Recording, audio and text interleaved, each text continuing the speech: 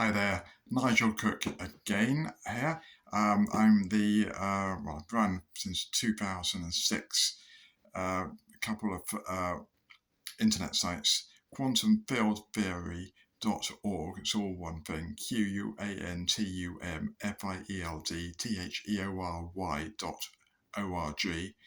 It's kind of blog on quantum field theory, the actual quantum field theory, not quantum field theory equations necessarily.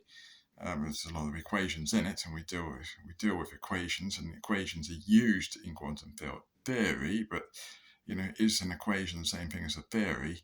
Nope. I'm just going to address a problem here, which really goes. It's an analogy between two people I want to talk about. So I'm not going to talk about Peter Voigt or Lee Smolin or these people here. The problem is once you start to burn bridges too much, you burn bridges, and there's no easy the way back. Maybe you can try swimming across a shark infested piranha, really, because if it's going to be a river, it's not going to be a shark infested river unless you're very close to the sea and the tides coming in and there's salt water. It's going to be more likely piranhas or barracuda, which tend to like fresh water. Perhaps they go in the sea a little way when water's flowing out from a big river estuary. But anyway, to get to the point, not to. I'm getting in the habit here of these videos. Of the thing is, I've been blogging on that blog, and also gladstoneblogspot.com, which is about the effects of nuclear weapons, was initiated by my dad, John Brian Cook. Really, I think both the blogs started in 2006. They had some sort of website up before then, but the thing is, when you write a blog post, you keep revising it because you find typing errors, and then you find things you missed out, and you have to keep revising. Well, you do if you're a perfectionist and you try to revise it, and if your first draft is nowhere near perfect, then you've got to revise it. So, how long is the piece of string? How long does the blog post go? The latest blog post on gladstoneblogspot.com is pretty long. It's a book length, I think. It's about the influence of the Ukraine, Putin's invasion or illegal invasion and war in Ukraine on the effects of nuclear weapons, because Putin's been using nuclear threats, and we need to do something about civil defense to make nuclear deterrence credible and to balance out those threats. Otherwise, we're not going to do anything. I mean, one thing, let's just go into this a little bit quickly here. One thing you find arguments the old CND Jeremy Corbyn on this, these quacks used to say about tactical nuclear weapons, like Samuel Cohen's neutron bomb. And note there's an interesting new 90-minute long film, but mainly about the history of the neutron bomb, not the current application of it by Russia, actually the stockpiling of the neutron bomb by Russia and China, let alone the application of neutron bomb for deterrence of invasions like Ukraine. This is mainly about the history of the neutron bomb by Peter Curran at Visual Concepts Entertainment, and his film is called simply Neutron Bomb, and it's released I think January 2023. He's just got a website up he's developing to he and his assistant. The problem is anything when you ever anyone does anything that's a bit out of the mainstream, you get attacked. And I've just been rereading some of my scientific papers, with mainly going back about 10 years or more, on Viagra. It's a sort of an archive, physics preprint archive run by Dr. Philip Gibbs, who I think Philip Gibbs, I think, is some sort of string theorist, which I think, anyway, I can't see what point there is in a theory that doesn't make any predictions. My whole basis of what I put on Internet Archive is all about making direct connection and experiment. That's why I don't agree with. Okay, let's just go into a little bit. Peter Voigt. I have no idea where Peter Voigt's coming from, except that he did write a useful paper, I think about 1988 or so, in I think it's Nuclear Physics Journal, Or, he also writes another one, I think, a physical review letters. But I now think the physical review letters one, I think he's put them on, actually put those original papers of him, preprints of them anyway, on his website, Not Even Wrong, hosted by Columbia University's mathematics department computer service. So what Peter Voigt's approach, and this is something which I've always found weird. He doesn't think that he doesn't like string theory for quite a different reason that I don't like it in the main. My approach to string theory is it's a bloody brilliant idea in the sense of its mathematics.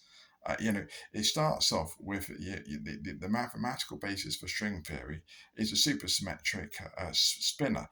This is something you really need to look into. The idea of supersymmetry, where you have every particle has a corresponding, every fermion has a corresponding boson. The idea of that symmetry, it is a very elegant and appealing idea. The problem is it doesn't work, and when you try to make it work, they start to invent mechanisms to try to make it work, to cover up the fact it's not working. So it doesn't make any connection with experiment. It's just a fudge factor. It's an epicycle type theory trying to connect a very bad idea. The basic idea, as I say, is a very interesting one. It's a bad idea if you come up with it, if to try to connect that to experiment by fiddling the connection. You should always be completely explicit. And the connection is everything. The connection between the theory and the experimental test is everything in science. Everything. If you start to fiddle with that, you are a con man and a quack, a charlatan, and a cheat and a fraudster.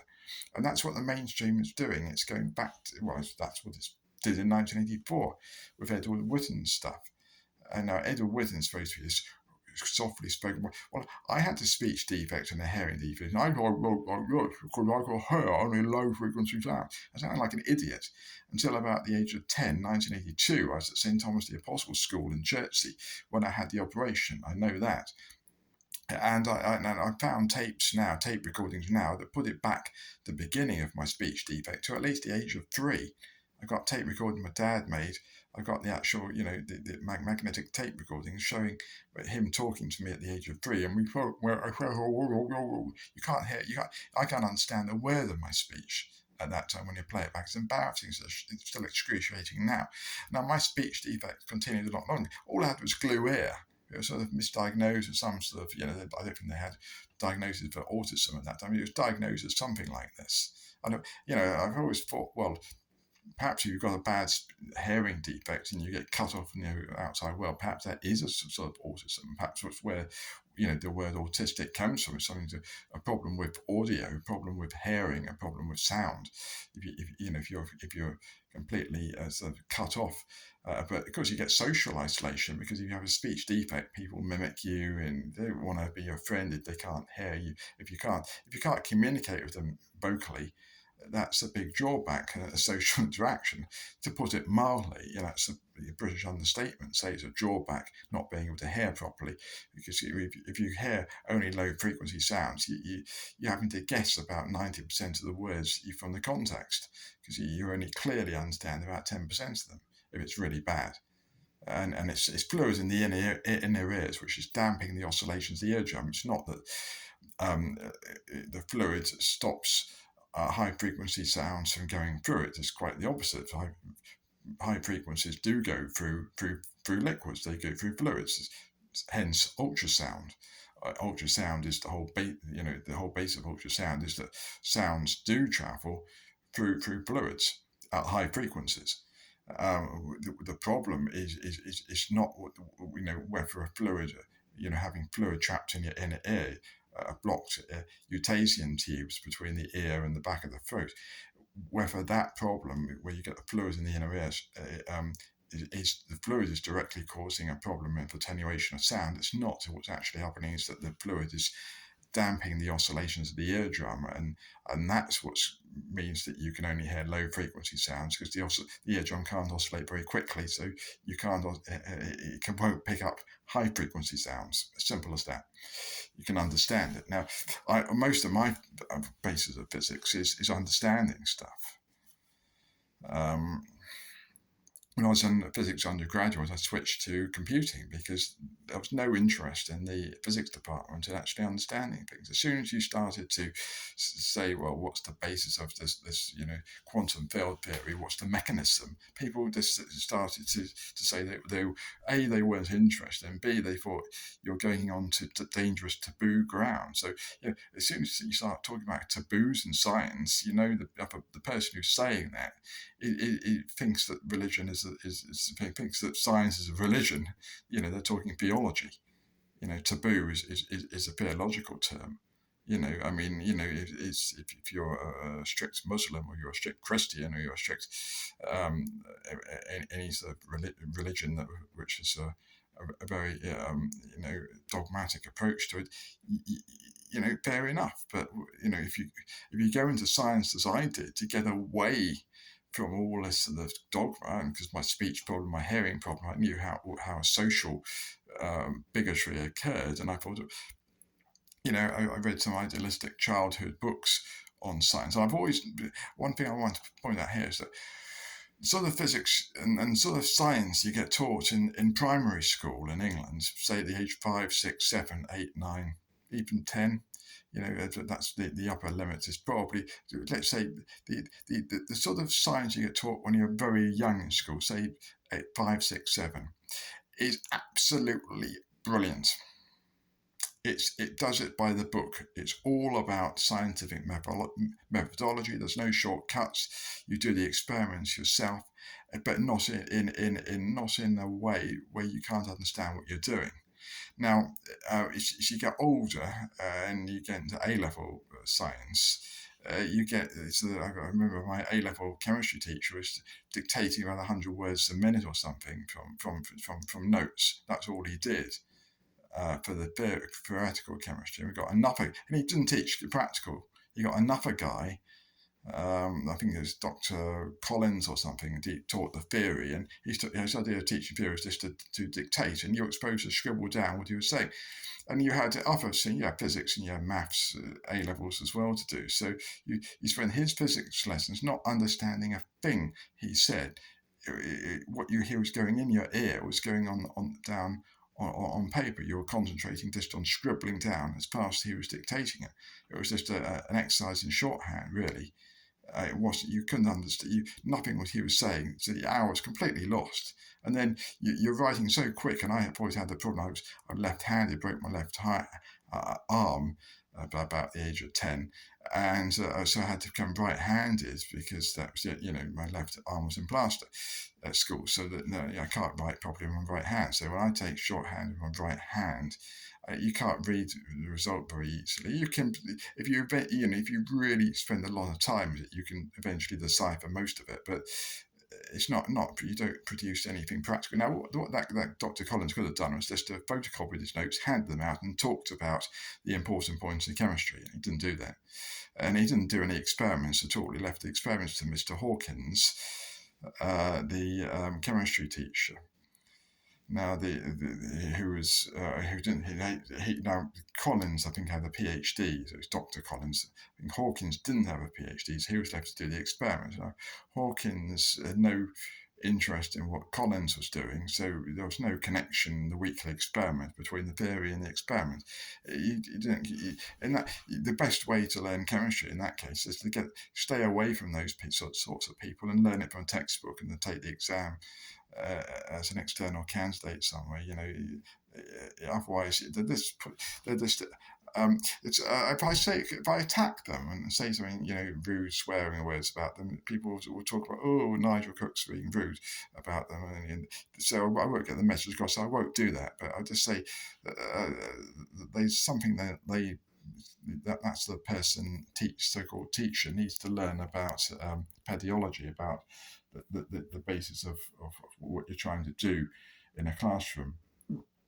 And I didn't find it as helpful as it could have been. let's leave it polite. Anyway, to get back to the point I want to make about quantum stuff, I've been reading the papers I put on Viagra, Vixra. This is a preprint server, science server site run by Dr. Philip Gibbs. Started by him anyway. I don't know if he's still actually actively running and his assistant.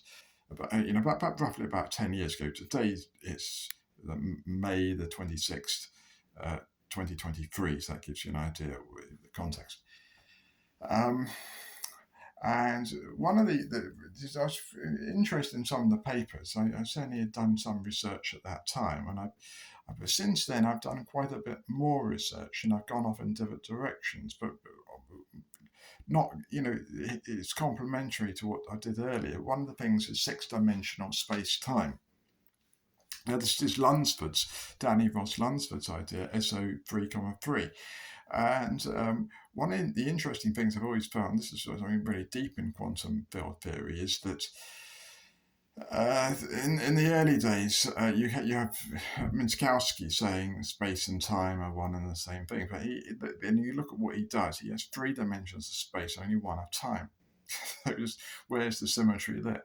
So Lunsford comes up and he says there's three dimensions of space and three of time. Now, I put this to, and here we get into a bit of a row. The thing about Winston Churchill being analogous to Lubos Motyl. Now, Lubos Motyl is a PhD in, God alone knows, string theory, I suppose. If it's possible to do that, what is string theory? There's no theory. It's a lot of speculative mathematics, but I suppose you can get the PhD for this, playing with that nowadays. With some university will do that. But anyway, Lubos Motyl runs a blog, maybe he still does, called The Reference Frame. And at one point, this is one of the interesting things, you can ask him questions on it. So I put, this is, say, 10, 12, maybe 15 years ago. I've got it all saved on I think I've got it all saved. I'll be careful here for libel reasons. But my understanding was that I asked from memory, and I can probably check most of the stuff on hard drive backups on computers. But I asked Motyl what he thought about the Lunsford idea of three dimensions of space and three of time, the symmetry there. And Motyl came back and said, oh no, you can have three dimensions of space, and they can all wrap themselves up like a Calabi-Yau manifold, like, in Kalytsu-Klein idea of compactifying extra dimensions. You can have them all wrapped up and all that sort of thing, no problem. If you did that with time, he said, you get into all sorts of problems and impossibilities. So you can't have any extra time dimensions. So he came up with a no-go theorem right away. And I've noticed this from these other people. Jacques Distiler, pronounce this correctly, Jacques Distiler, who is similar to the string theorist, partly runs the to some extent, or set up, or help to set up, or moderate, or censor the archive RXIV by Cornell University. Now, Jake Distiler is at the University of Texas, Austin in Texas. And I think he's another sort of one of these people who's goes with no-go theorems. So, the complex exponent e to the I x, shall we say? Why not just use Euler's expression and present it as a rotation in real space? Why? For the path integral, and it would violate the optical theorem. So you find the theorem that contains the complex number, and you say, well, that justifies. Yeah, but there's probably an alternative way of coming up with the optical theorem where you can do it my way or Feynman's way. If you look at Feynman's book, QED, the Strange Theory of Light and Matter, 1985 book, not what Distiler confused it with, which is the book that Feynman wrote with Hibbs in 1965, 20 years earlier, about path integrals. But the 1985 book by Feynman alone, called QED, The Strange Theory of Light and Matter, Feynman does the path integral, and he actually has diagrams of it with no complex space in at all. He literally does what I'm saying you do. You treat it a bit like there's a guy called what's his name, Edward A. Stewart, US Naval Radiological Defense Laboratory, who came up with a path integral method of predicting fallout. I've got a blog post on that this year, 2023, on my quantumfieldtheory.org site, or I think it's nigewordpress.com that it redirects to that domain. And what I'd say there is that you can, if you look at the sort of path integral for fallout particles from a nuclear explosion, and we're back to, Putin invading Ukraine and making threats of nuclear war. So this is sort of, you have to, if you're into physics, you have to look into some of these problems. You can get particles falling down through various levels of air where the winds are blowing in different directions, different altitudes, or different strengths at different altitudes. And so you have to do a kind of path integral. And this was first noticed in an appendix to the effects of the Gladstone Executive Editor, 1950, effects of atomic weapons. I think it's Annex F or something, or maybe it's Annex E or D or F. Or G, H, I can't remember, to the effects of atomic weapons in 1950, where they show, it's a one-page analysis to show you can do sort of path integral of particles falling through the various, being affected by the various components of the wind field as they fall from the mushroom cloud head down to the Earth's surface, and the various paths are then plotted out on the ground, and you can get the hot line, as at least Stewart says in his 1957 paper, which he tested Operation Red Wing for H-bomb tests, Navajo, Tiwa, Flathead, and Zuni at Bikini Atoll in 1956. Stewart shows it works pretty well. I think 3 out of the 4 tests they predicted the fallout, and the only one where it was a deviation, I mean, Zuni, was where there was some time-dependent variation in the winds aloft that throughout the prediction. Of words, they could only fire the nuclear test when there was an unstable synoptic situation where the winds were blowing towards the north. Now, the prevailing winds in the Marshall Islands, indeed in America too, they had the same problem in the Nevada test, prevailing winds are blowing from the west towards the east. This is true generally in the northern hemisphere.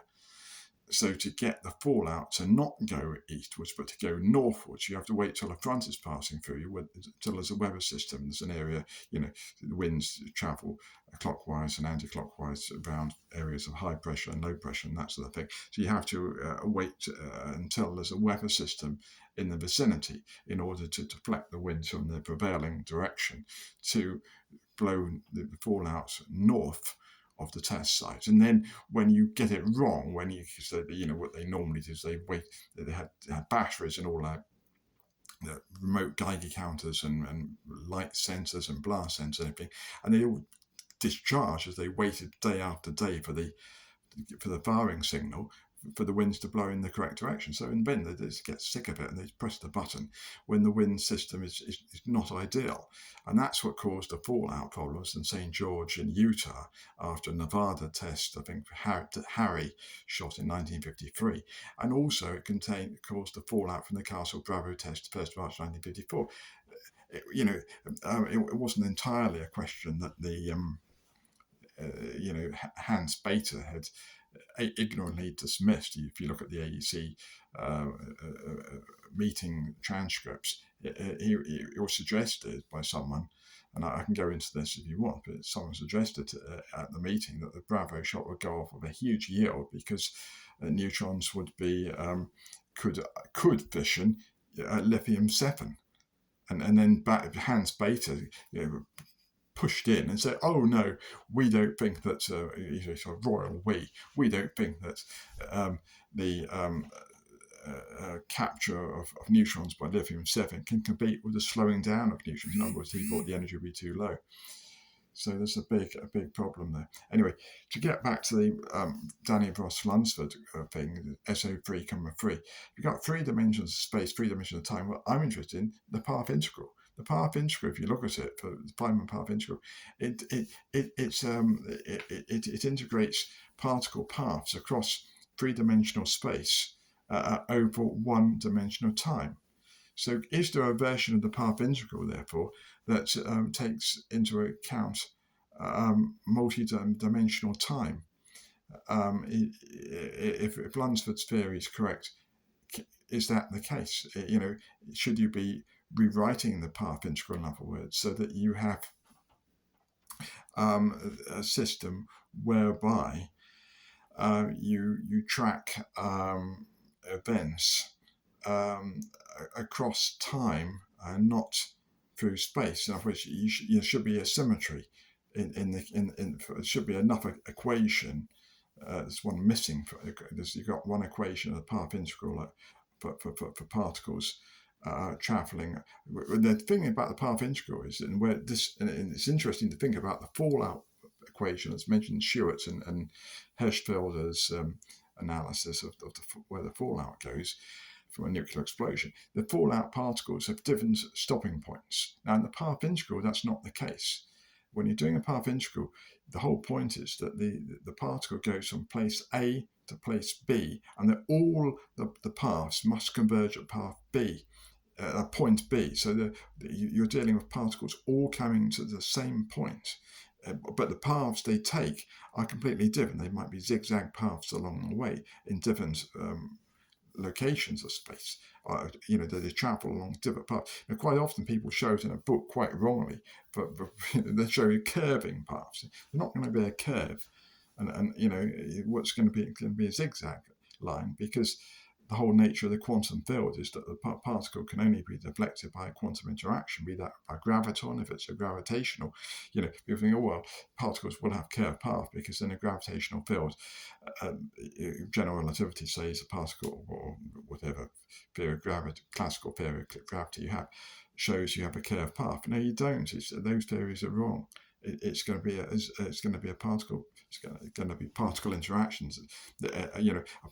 Anything orbiting the sun is not going in a circular or elliptical shape. That's an approximation for large scale. It's fair enough. But if you look at it, if you magnify the path, it's going to be a lot of little straight lines with interaction vertices where that particle interacts with a graviton, or more likely the Higgs field, which in turn interacts with the graviton. In other words, you can have a two-step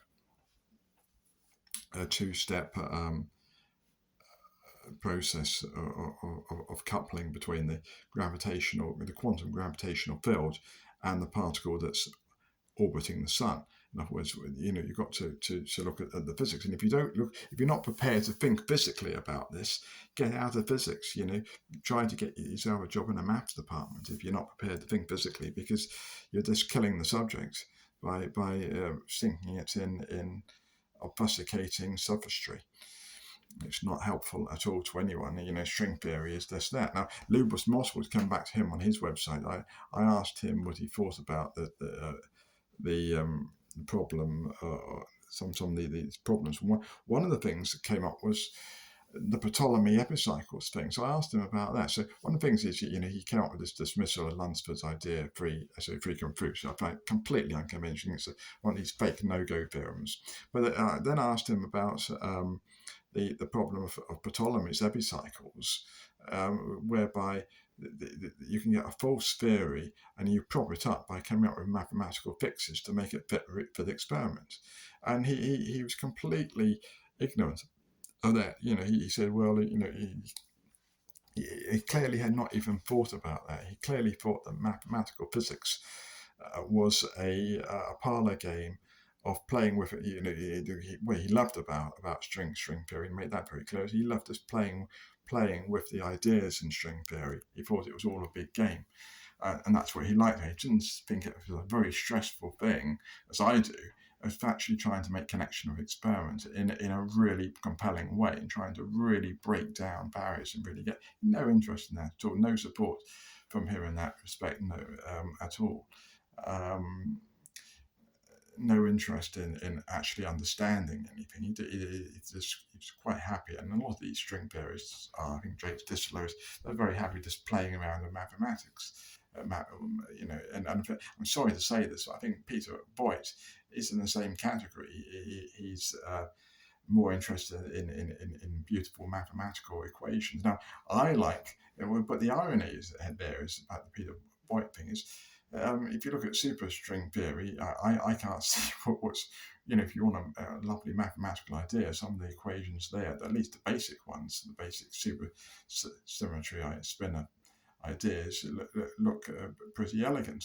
That whole, so Peter, but what point challenges that? So, and he thinks that he doesn't think that particularly compelling. Now, if you look at the stuff he's gone off and done, I don't think that's particularly compelling, except in the fact that he did show that U2, unitary group number 2, contains enough. You can get enough out of it to produce the electroweak symmetry from it.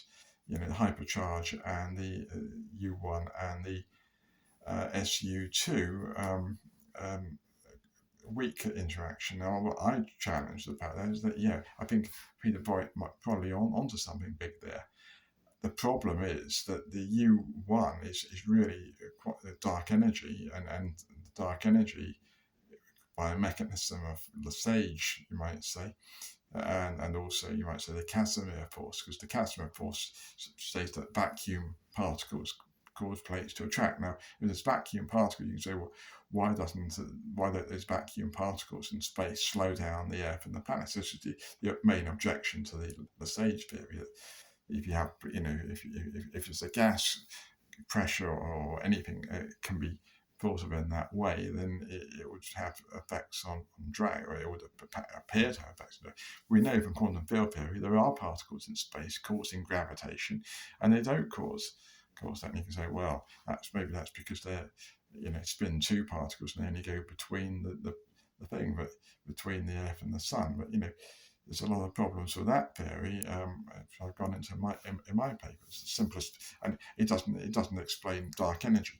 Whereas if you take dark energy to be fundamental, and you have to because it's an experimentally determined fact, for instance, Saul Perlmutter confirmed it in 1998, published in Nature. From supernova recession observations, that dark energy's got to be explained somehow. Why not use the same mechanism? Take the fundamental force of what's currently considered to be hypercharge, and say, well, that's dark energy, and that as a spin-off causes quantum gravity effects, which are an indirect force, like the Casimir force is related to the electromagnetic vacuum field. The Casimir force is an indirect force. It's an effect of mutual shielding from a vacuum field by 2 conducting metal plates, in the same way that 2 very small particles of mass and Higgs field related mass particles are shielding each other, and they produce the quantum gravity effect, which explains why the gravity is so weak when you do the actual calculations I've done in my papers on Vagary. So the point I want to make here is the analogy between Lubos Motyl and Winston Churchill. I think they're both charlatans in the sense that they are not addressing physical mechanism. They're not interested in that. They're just trying to play around with mathematics. Winston Churchill had all sorts of crazy ideas about war, the Gallipoli campaign, the Norway invasion, grandiose ideas that he didn't actually have the numbers to back them up, and they failed for that result. And he also was given intelligence about rearmament, and he didn't use it correctly with Chamberlain, and yet he's somehow sort of hyped up as being a wonderful Winston Churchill as a saviour. When you actually look at it, why Winston Churchill was a complete failure in World War II until something happened. And the first thing, so everything went wrong for Winston Churchill until something happened, and that something was Alamein, North Africa. Now, what happened in Alamein? Well, nobody knew. They thought it was Churchill's genius until about 1974. Also, Montgomery of Alamein, they also thought the army commander there, the former head of training of the British Army, I mean, he moved out there to replace the previous guy there. They thought he could read Rommel's mind, the Nazi tank general's mind. And of course, what turned out in 1974, the secret of Winston Churchill and the secret of Monty was, what was it? Well, you know what it was. It was a computer. The brains of Monty was a computer. The brains of Winston Churchill from the point in the Second World War when the tide turned, when everything up to Alamein was a failure for Britain. Everything after that was a success. Why? The computer. Bletchley Park. The people started to decode at that time very successfully all the radio transmissions of the Enigma code. They cracked the Enigma code. You got people like these code breakers developing to breaking the Enigma code and the Fish code and the electronic computer, the first programmable electronic computer, not ENIAC in America, which is used for implosion calculator, took over from Feynman's mechanical card sorters at Los Alamos that were used to design the explosive lenses for the Nagasaki bomb, the Hiroshima bomb being a simpler gun-type weapon. But in Britain was using electronic computers throughout most of World War II, at least from the time of the first success in World War II, to break German codes. And it was done by hand at first, but it was speeded up enormously and overcame the more complex Fish code using Colossus, the first programmable computer built in Britain during World War II. And because that was kept secret, you had this huge load of crap about Winston Churchill being a great leader. He was practically on the way out for a long time. People didn't like him because it was one failure after another. As soon as he starts to, as soon as the history books up to 1974 start to say, well, Winston Churchill at this point in the war, everything went right for him after that. Well, that was when the code breakers were really came online and really started to get to grips with all the intelligence communicate. So Winston Churchill was reading the mind of Hitler, but only because the messages from Hitler were being transmitted in a German code that the British had broken, and at that point they were able to decode them. They were able to receive them on radio receivers with tape recorders, and then work out, type them up and work out from them with help when it got tough from a electronic computer, what decode them. So they were reading the mind of the enemy literally by an intelligence system of breaking the enemy codes. And this continued. The reason they didn't declassify it in 1945 was because the firm which was producing the Enigma machines went on producing them after World War II and selling them to governments all around the world, and Britain wanted to continue to snoop on all the governments around the world. So it was fortuitous. It was it was a benefit to not tell the truth, not declassify what was known about how Churchill won. And Churchill doesn't mention them in his books.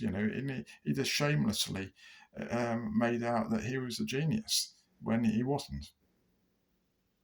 The same thing for Monty Montgomery. He did the same thing. It was his success against the computer because he was getting top secret classified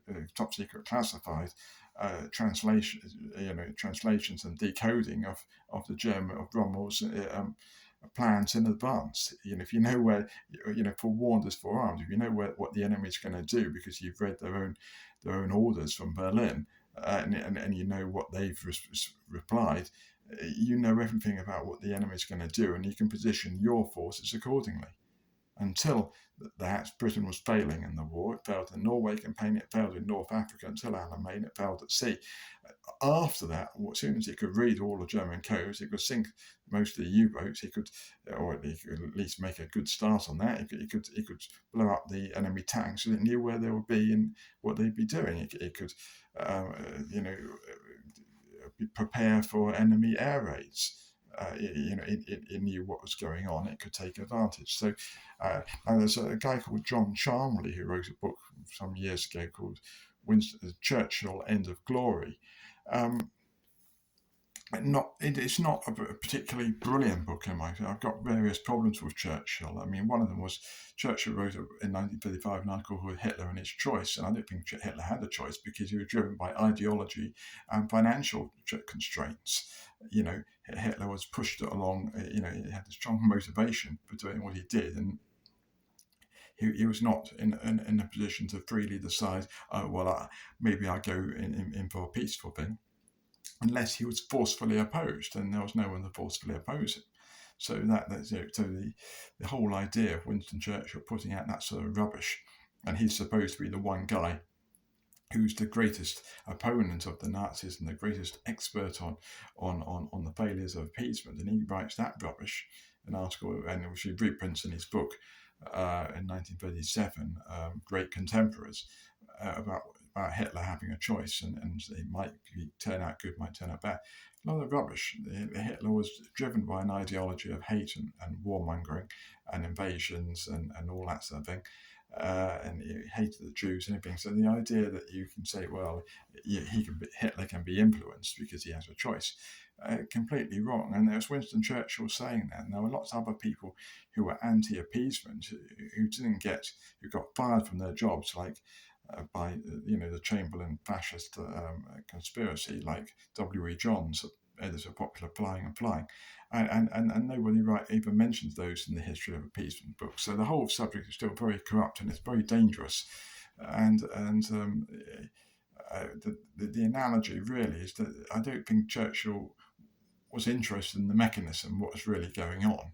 If he had been, he would have done something. He would have sorted problems out, and he wouldn't have in the absence of intelligence, he'd have been more cautious about throwing away all those British lives in the Norway invasion and Gallipoli in the First World War, and so on and so forth. But he only succeed. The only time that Churchill really gets to grips with the problem is when he's got a secret computer telling him the minds of the enemy. The Colossus machine at Bletchley Park, decoding the Enigma and fish codes and so on. He doesn't even admit that. He's such a sly hat. He doesn't even admit that in his history of the Second World War. It doesn't come out till about 1974, long after he's dead. The same sort of thing for Montgomery of Alamein. All these big shots. The whole thing system is completely corrupt, and it really stinks. And you see that in politics, you see it also in science. So I'd just like to say, when Lupus Mossel, if you're out there watching this, why don't you actually think about the mechanisms in physics and make progress that way? Because you won't. That's anathema to you. You're not interested in it. If you were, you would have done something long ago. And the same thing, I'm afraid, that probably applies to people like Peter Boyd, Lee Smolin, and these other people. The problem is, you get a mainstream, and so the media is obsessed with celebrity so much that when the mainstream is completely corrupt, because of it's a celebrity, instead of the media going off the mainstream, the media goes to another celebrity who they think is in opposition to the mainstream. So you get the problem. It's a bit like the old saying. If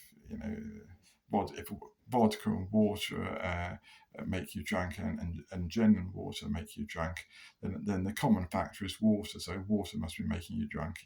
So that's what they do there. They instead of seeing that the common factor is actually celebrity, they think that, oh well, we'll find another celebrity. They don't seem to think that the answer might be just be fact. In the history of science says the answer is not. The celebrities are only a tiny subset of the entire population. The probability that a celebrity will discover something really important is pretty small. Supposing one person, it's on the IQ scale, 100 to 200. Supposing a genius like Edward Whitton is twice as intelligent as the average person. Well, so what? So he's the equivalent of 2 people out of millions of scientists. What's the difference between 1 and 2? There's no significant difference there. And that's why he's not making any progress in checkable predictions. He's just not significant. It's not. A factor of 2 is not big enough. If he was a million times, if Edward Whitton was literally a million times brighter than the average scientist, then you could say, he's an idol we've all got to worship at the foot of his statue. But I don't think he is. and I think that's why Peter Voigt is probably deluded.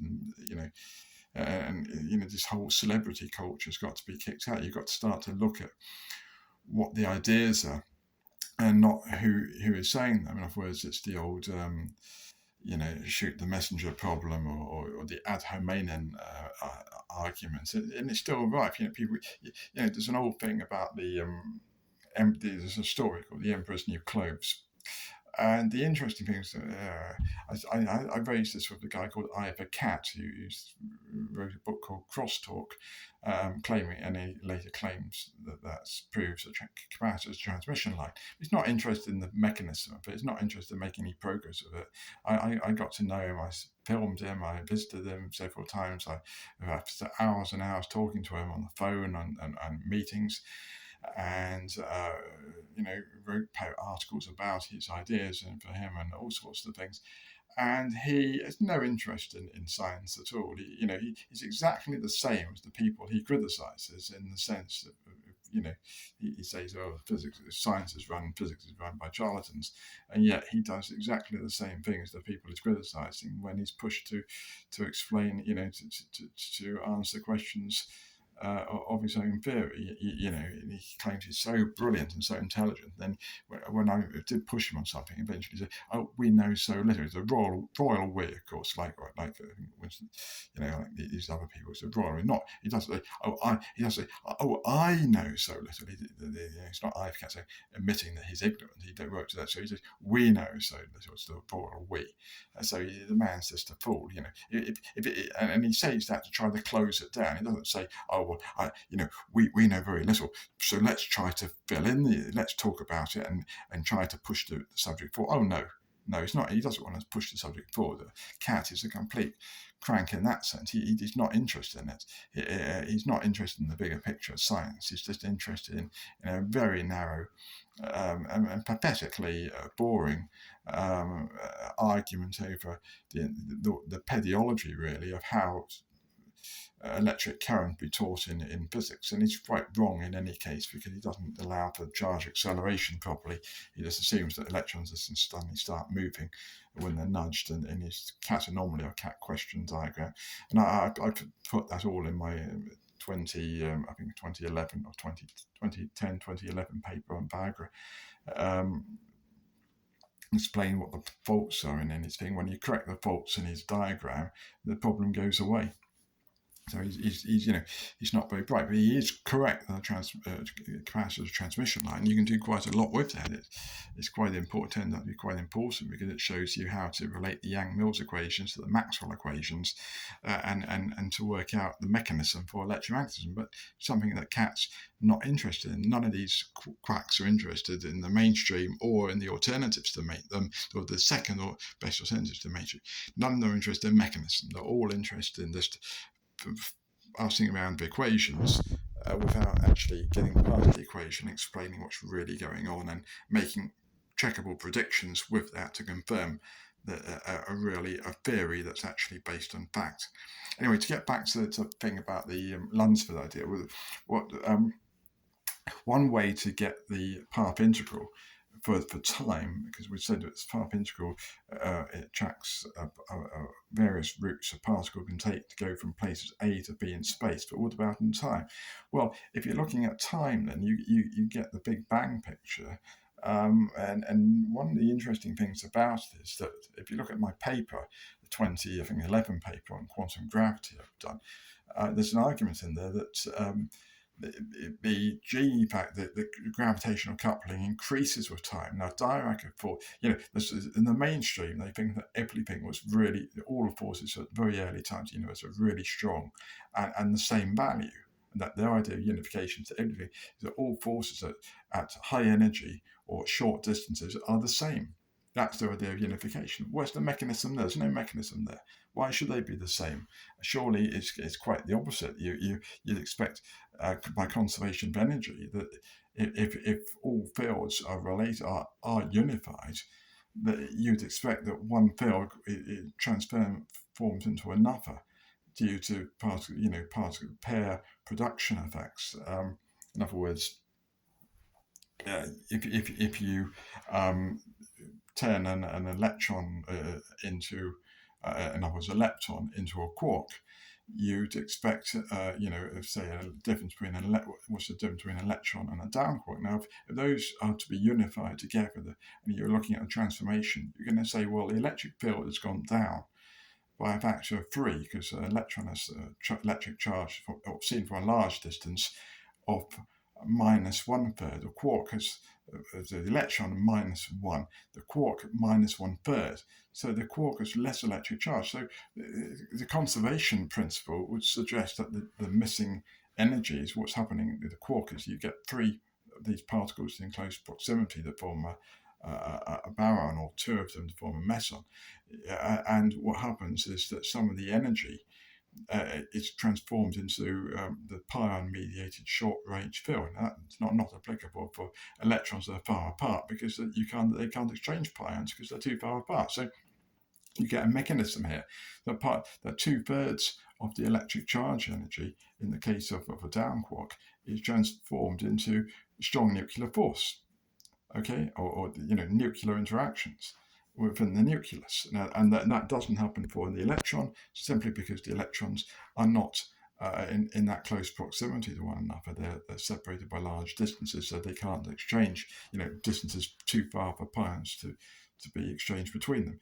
So that's the kind of logic and thinking that I go into here. Now, on the front thing about the forces, there's a good reason if you look at the quantum gravity calculations, one thing in my paper, for G, the big G, in other words, the gravitational coupling to increase with time since the Big Bang. So at 0 time, it was 0.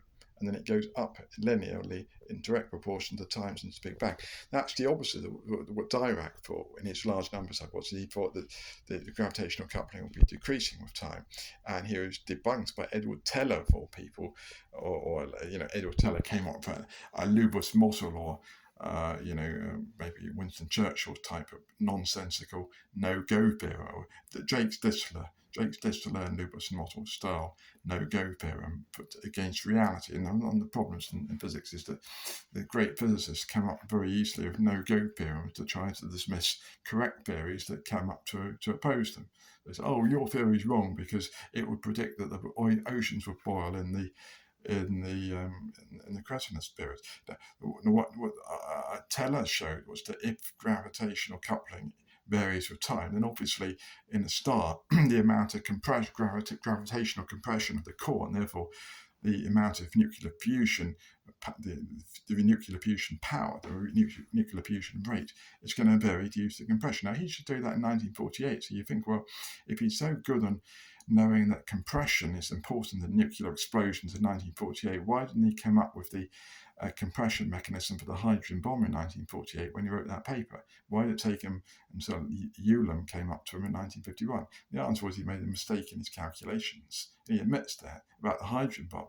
He doesn't admit to having made any mistake in his calculation in 1948 about debunking the Dirac's idea that the gravitational coupling is varying in time. He did, and he makes an implicit assumption that gravity is the only coupling that changes with time. So he assumes that if you compress the sun twice as much, you get, by increasing the gravitational coupling, you get twice as much nuclear fusion. Now, that's not going to be true if the electromagnetic coupling is also varying in the same way, because the gravitational coupling increases the pressure pushing the nuclei closer together in the sun, so it increases the fusion rate. But against that, an increase in the Coulomb force, the electromagnetic force, would increase the repulsion between particles, so hydrogen ions, the mutual repulsion. So that will cancel out, it turns out, or almost completely cancel out. It will reduce massively the problem that Teller found, that if you go back in history now what Teller was saying, that under Dirac's theory that G varies inversely with the age of the universe, the oceans would have been boiling because the gravitational constant would have been stronger in the creation. My theory is from quantum gravity theory. If we call it mine, I think it's not. It won't be called mine. It'll be called the truth. If it becomes accepted, it won't be. It's not a personal science. It's not a personal matter. But the theory which I'm putting forward, and which comes from what my dad has suggested about 1982, is that what you've got is a situation where in the past gravitation was weaker, so there would have been a lower fusion rate, but also electromagnetism was weaker, so that would have reduced the barrier to fusion, cancelling out the fact that there was less compression in the sun. So yes, there have been some slight effects, but the main things would be offsetting each other. There'd be two factors varying. Electromagnetism, the repulsive force between positively charged nuclei, like particularly hydrogen ions in the sun, that would have become smaller and in the past. And also the gravitational compression of particles, they're both inverse square law forces, that would have become smaller too. So on balance, you find that they offset each other to a very large extent. Now there are peripheral problems here, because obviously the electromagnetic force, though it's an inverse square law, the inverse square only applies in the sun, for example, to the fully ionized. If you have some matter that's nuclei where they're not, where it's electrically neutral, that's not going to apply. And unless you go out to the outside of the sun, it's not necessarily going to be completely ionized, though you think it would be. If the surface of the sun, the radiant temperature is about 6,000 Kelvin, you think it's completely ionized plasma. But you can argue the toss about that to some extent. But my point is that for practical purposes, my theory is a very good first approximation, and it does tell you there is not any variation.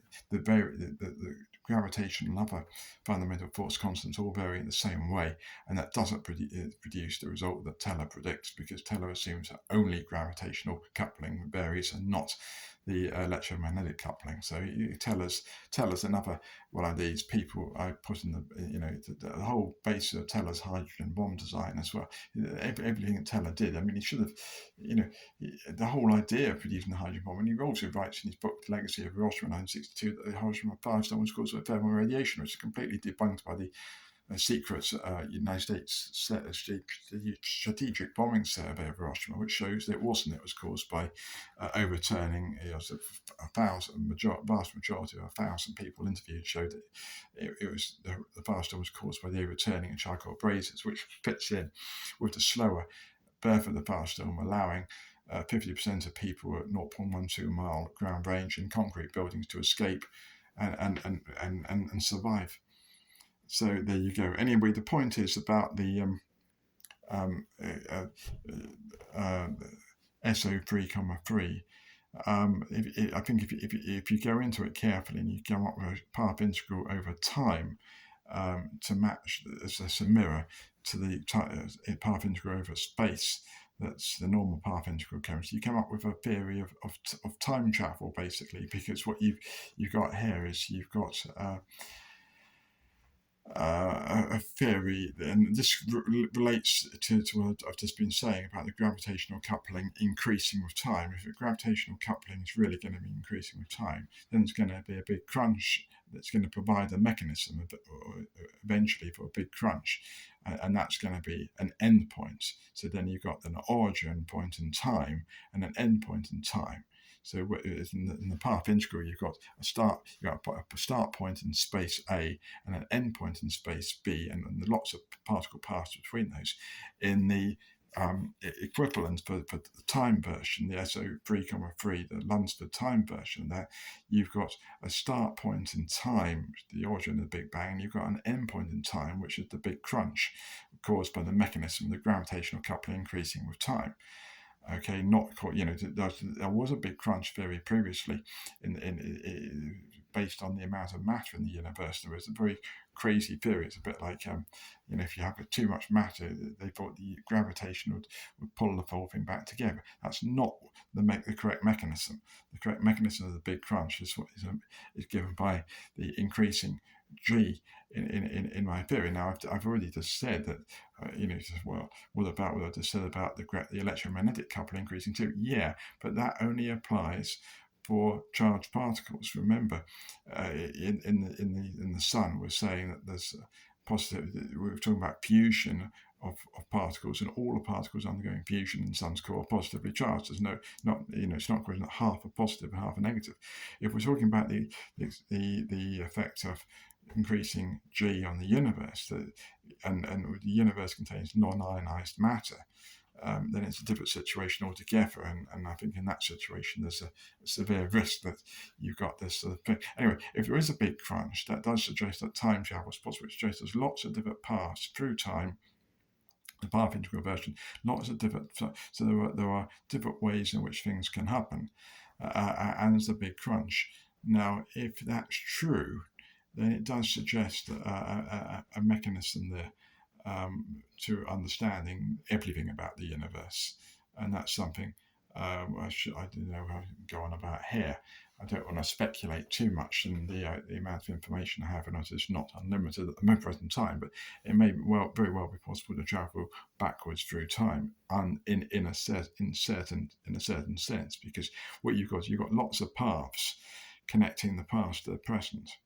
Yet there's a hotline, just as in the path of least action is the hotline in normal Feynman path integrals. There's going to be a hotline in the path integral time version, describing the Big Bang from time of beginning to time of Big Crunch.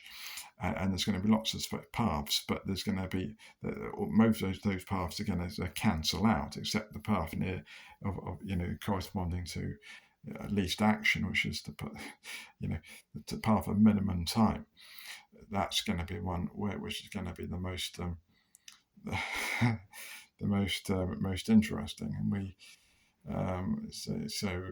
it does suggest that once you get a good understanding of what's going on, you can control things, and you can possibly even, as I say, get information back from the past.